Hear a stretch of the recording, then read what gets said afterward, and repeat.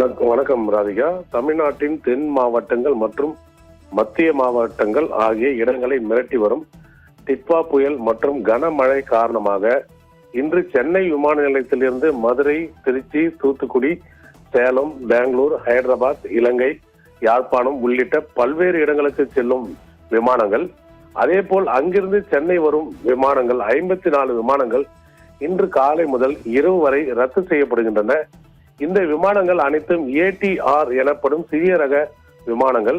கடுமையான சூறை காற்று, பலத்த மழையின் போது இந்த ATR ரக விமானங்கள் வானில் பறப்பது ஆபத்து என்பதால் பயணிகள் நலன் கருதியும் விமானங்கள் பாதுகாப்பு கருதியும் இந்த முடிவு எடுக்கப்பட்டுள்ளதாக சென்னை விமான நிலைய அதிகாரிகள் தரப்பில் தெரிவிக்கின்றனர்.